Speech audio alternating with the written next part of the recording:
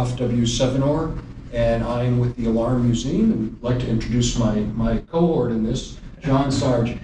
Hi, I'm John, and we are at the Fairmont Hotel in San Francisco for the California Alarm Association, and it's December 2022. And we're really pleased to have Bob Jennison with us here, who's been in the industry for a long, long time down in Southern California region. And so we just kind of like to hear your story a little bit, but we'd like to start back at when you were a kid. What did you want to do? Did you choose this industry, or, you know? Nobody chose this industry. In fact, when I was a kid, I don't think there wasn't an industry. You're that old. Well, and congratulate me, because today is my birthday. So here, okay. so this is a perfect day for me to come in here and make this recollection of my life. And you mentioned about as a kid. I was a regular kid, but I was a kid with depression-era parents, so I always worked. From the time I was a little kid, I would carry luggage on Catalina Island for tourists who come over when I was 6 years of age. And I had a paper route here on the mainland. In the summertime, I'd be on Catalina, and I would deliver LA Times, Herald Express newspapers. And when I went to college, or in high school, I was just a screwed up kid and typical boy, and went to City College and then Vietnam. Whereabouts, I mean, what city? I was raised in a town called La Cañada, which is just north of Pasadena. Okay. And back in those days, families, and this is a big Irish Catholic family, they all stuck together. People weren't across the country. So my one grandmother lived in downtown LA, and we'd be down there with 75 people every Sunday morning for breakfast. And the other grandmother lived in Pasadena, and then we'd go up there for dinner with another 35 people, and it was always a very consistent flow of people around, which is probably one of the reasons I went into sales, because I was always having to speak louder than anybody else to be heard, because there were so many people. Yeah.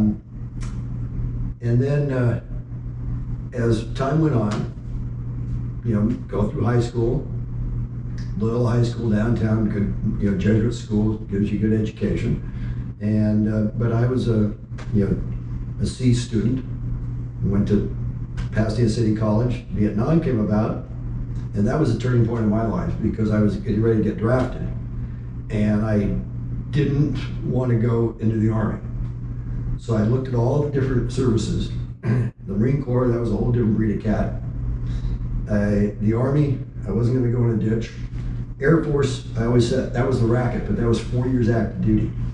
And I wanted to do active duty because I knew I needed to get away, but I only wanted to do 2 years, and the Navy had a Naval Reserve program where it was 2 years active duty. Long story short, I got into that. There was a 9-month waiting list, and I got in within a week. So that's when I realized I was a pretty good salesman, because I got myself in. And so I served for 2 years. By the way, thank you for your service. Oh, thank you. Yeah. And I was on a destroyer, and we were in the Gulf of Tonkin. Got the travel bug over there. Had an 8mm super camera, and every place I went into a port, I'd have that camera and be taking movies. And when I got out, I had the GI Bill, went back to college, got a 3.4 grade point for the next 2 years. And then it was time, though, to get and I was working. I worked in a flower shop and in a restaurant. I was still supporting myself.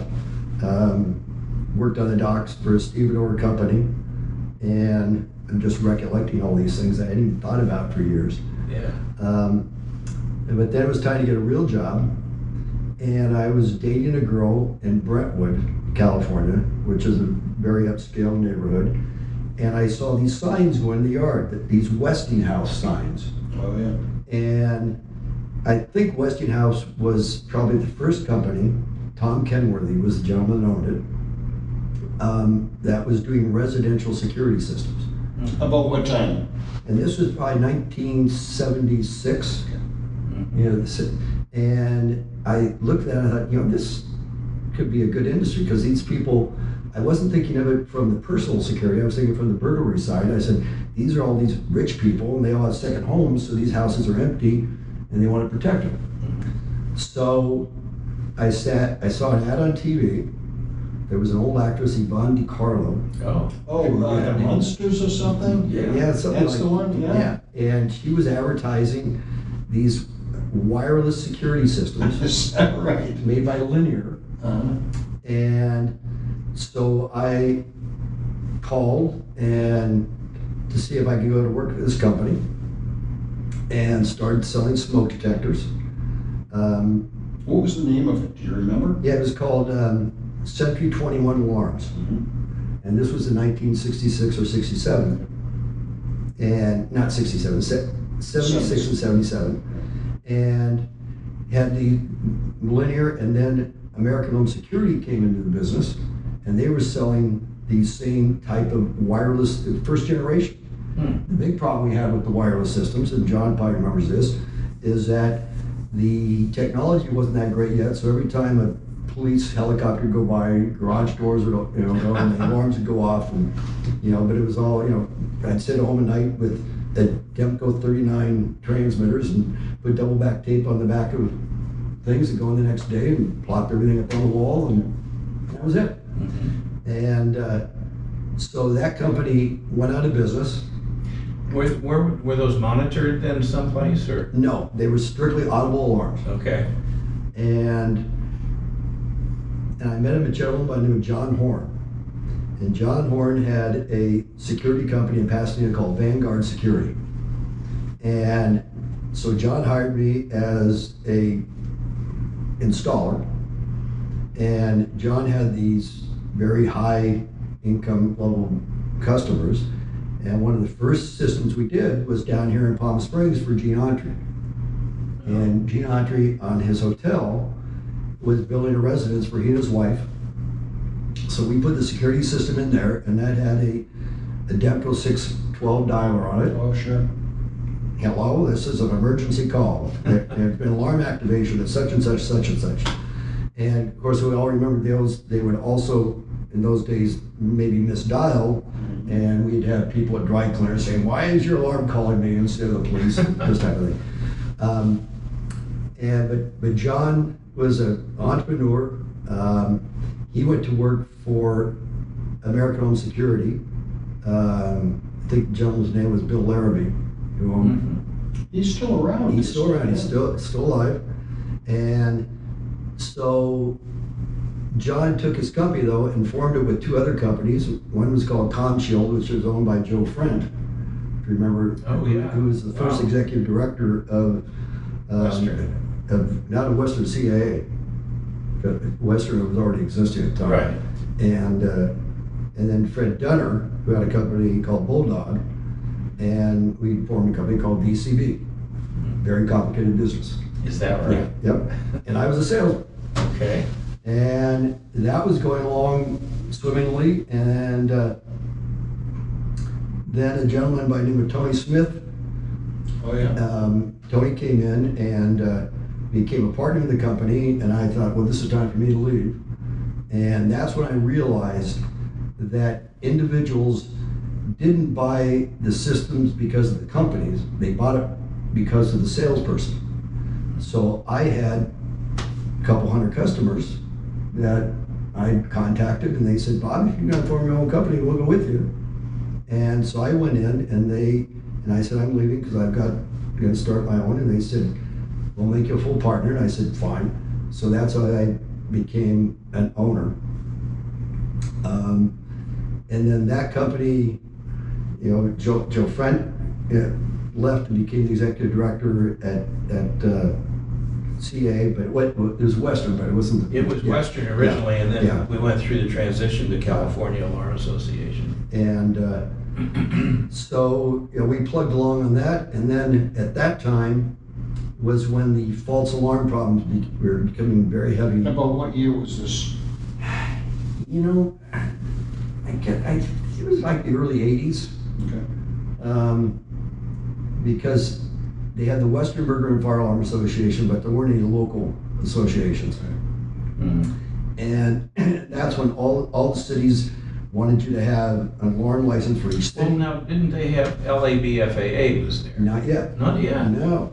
Okay. That's what I'm getting to. Okay. Okay, so this whole issue of false alarms and getting permits in every city you were working in was becoming huge. And that's how LABFA started, Los Angeles Burglar and Fire Alarm Association, was to join all the companies together so we had one voice to speak to the city Oh, and council. also then you guys had to probably get licenses in all these different cities. Right. Okay. You know, and that was, $15 here, $15 here, $15. And every year, And every salesperson. and every. It wasn't just the company. Mhm. So anyway, so that's when he joined with Bill Joyce, Bill Post.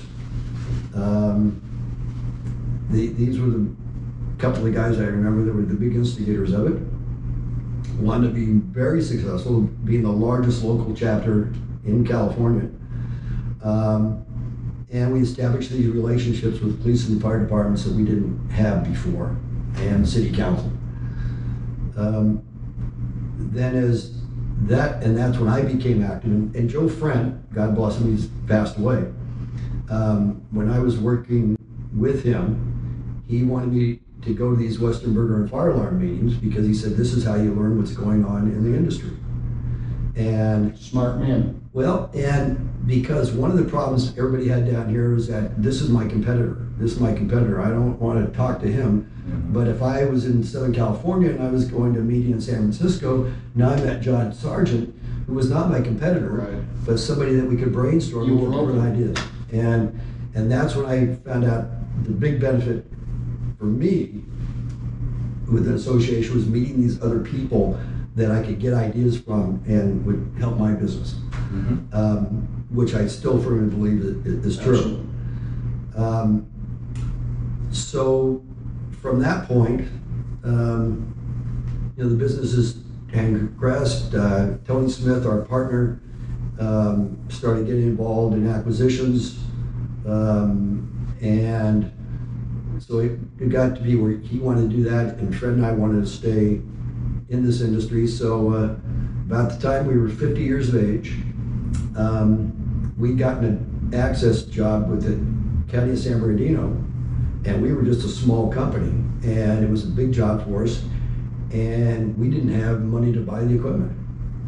And Bill Post, who's a local competitor, friendly competitor, his company was larger than ours, and he wanted to get into that technology side of the industry because they were just a traditional Burglar and fire. alarm. And so we joined together, and I looked at it that I'm 50 years of age, I'm not going to retire. So we formed this group, and we had this one group that Fred headed up, who was a very smart technical person. Many companies, such as AT&T, used Fred as a beta guy on a lot of their equipment that they were coming out with, because they were all wireless, and we'd been doing wireless for so many years. So we formed together, and this was back in 1996, which we still have today. And now, Post Alarm, we're one of the largest local security companies in Southern California. And you have branches where, Bob? That's it. We just I have, thought there was a presence in Las Vegas. no, but we're strictly in Arcadia. We bought before Post. We bought a couple of companies. One was called Lake Alarm up in Big Bear, and another one, Advanced Alarm, down in Santa Fe Springs. As BCB, we had Security First. We had different names depending on, and then we were selling accounts to Baker Industries and still maintaining them for them, and then that was Wells Fargo, and then Bel Air Patrol, and we were all involved in all that shenanigans that was going on back in the 90s. And so today, in year 2022, I've been very fortunate because the Post family was very good to me. They still have me out representing the company. And you're director of sales, right? I was, and that card I gave you was an old one, I didn't have the new one. My title now is kind of like John Sargent. I'm the ambassador for the company. Yeah. So, because what happened is I reached an age in my life, technology has changed so rapidly, as we all know. And I can sell you this tablecloth and tell you it's black and you'll believe me after a while. And I realized I could go into clients and I could talk about an access system or a camera system, but I'm talking about something that was 1 or 2 generations old. And I thought, this isn't right.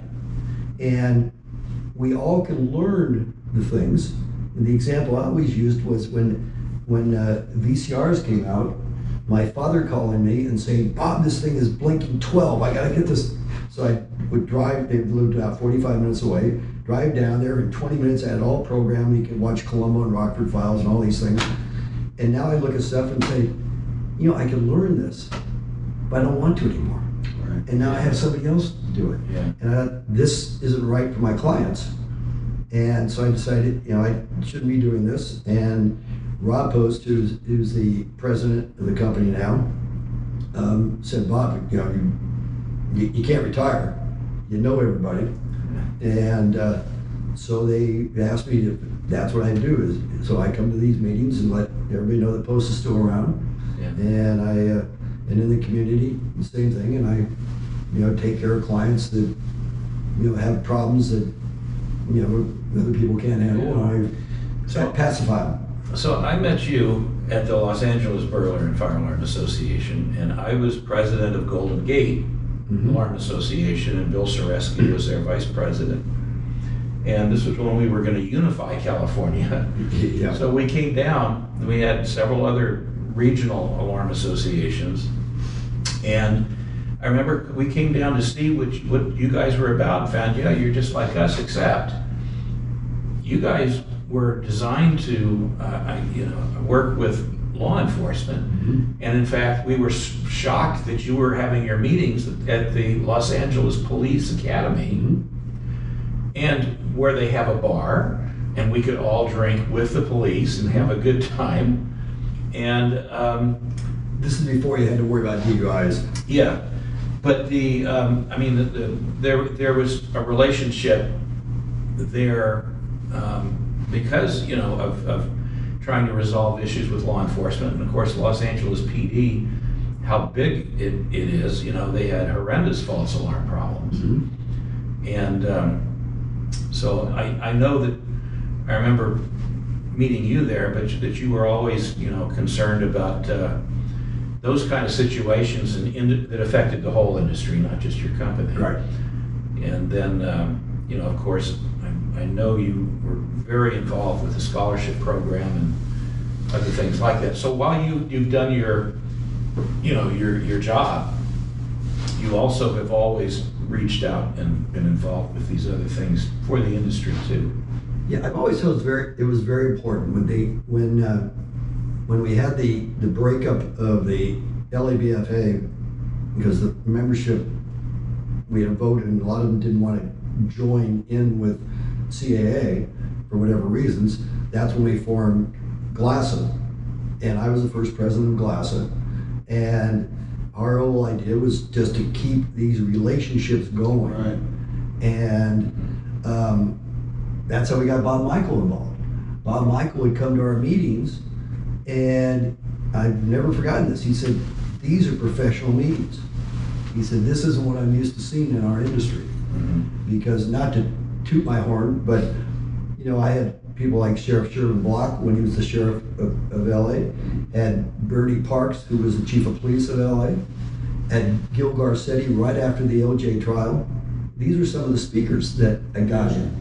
And even though, because what's happened, I think, is we don't have the big issues anymore.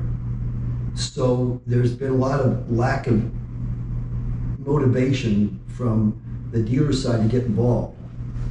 But I found that if you have meetings where you had, we had the sheriff of LA, Jim McDonald, when he was there, and if you have decent speakers that are related to your industry, people will come, and if they come, then they're talking to each other. Right. Mhm. And then you have that camaraderie and that togetherness. So even though the main issues may not be out there, but if you have people that they're of interest for guys and women to come out and spend their evening, they'll Yeah. still come. Also, I shouldn't just say it was the bar. I forgot about the back of the LA Police Academy, magnificent barbecue out there, you know. Well, and it'll be interesting during our meetings, you know, their shooting range is back there too. Oh, yeah. And you hear the boom, boom, boom, and then by the time anybody ever watches this thing, they probably won't remember who he was, but Tommy Lasorda, who was manager of the LA Dodgers, so the police academy is right next door to Dodger Stadium. So Tommy would be out in the pool because he was under contract to one of those diet companies to lose weight. Right. So he'd be out in the pool at the police academy swimming, trying to get his weight off. So you'd see this big Italian guy out there. Then he'd yell at us in his great language, like, "You don't watch me," you know. But yeah, so it was good. We had a great group of people. As I sit here and I just think of the people that have come and gone. It's like a family. Yeah, because it's so small.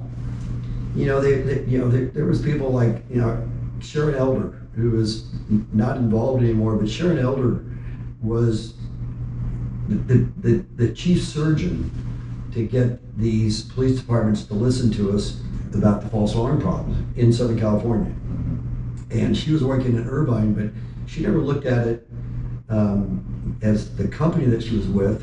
She was looking at it that the industry really needed a proponent, and she was excellent in getting people involved. But we were all younger, so we had the energy. Right. In energy, motivation, Yeah. and the belief that we could do something. And I think we did.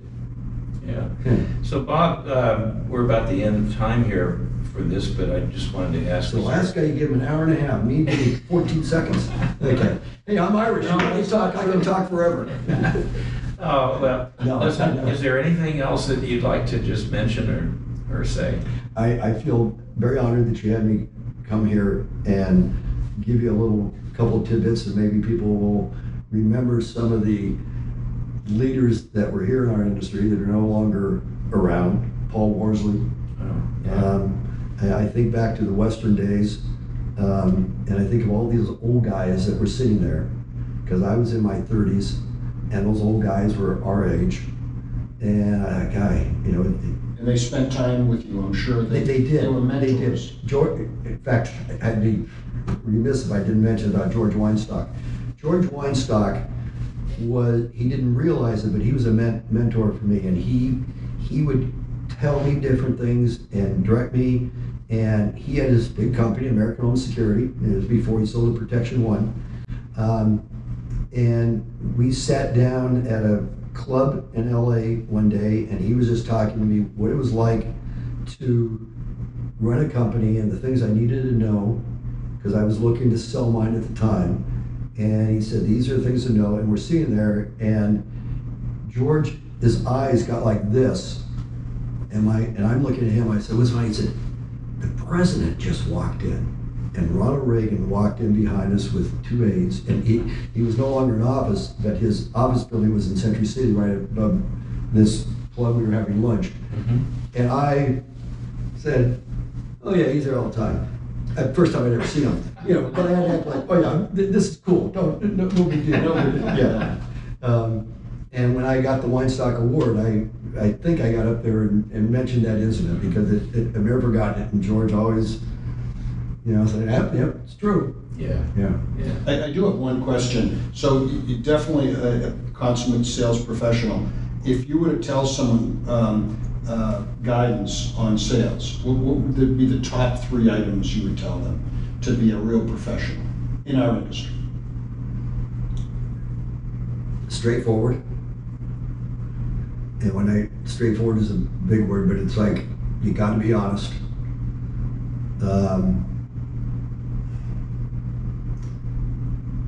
You have to have the concern for their problems, and find out what their problem is. Right. You You can't go in and say, I've got 15 minutes out here. If you're gonna be there for 2 hours or 2.5 hours, it doesn't matter. You know, you're there because in our industry, you're there to protect everything they ever work for and their family. And sometimes they don't realize that. And so it's important for us when we're in there to let them know that there's somebody who cares and wants to take care of them, not there to make an extra buck. Because when you take care of them and they trust you, then that's where your referrals come from. And I was trying to figure it out. You know, I've sold over 4,000 security systems, and we've never been a mass marketer. And our systems, you know, average $2,000, $3,000 residential. Wow. And they don't leave you. And as a salesperson, and the hardest thing for a salesperson to do is follow up with a client, because it's the old cough and sell. When that's done, I got to find something else. And you follow up. We had a gentleman by the name of Charles Weldon. Charles was an old New York person, and he would send his clients every quarter just a little note, hope all is well, Charles. Smart. And people remember that, because when you're gone, they say, oh yeah, I got a system, and it's post, you know, because they get a bill. Mm-hmm. But you as a salesman, you know, you're gone. So you got to keep that aspect of the relationship. Yeah. Good info. All right. Good info. Thank you so much. Thank you. Yeah. Good to meet you. Okay. Great to have John, you. All right. good to see you. Never seen me so serious, have you?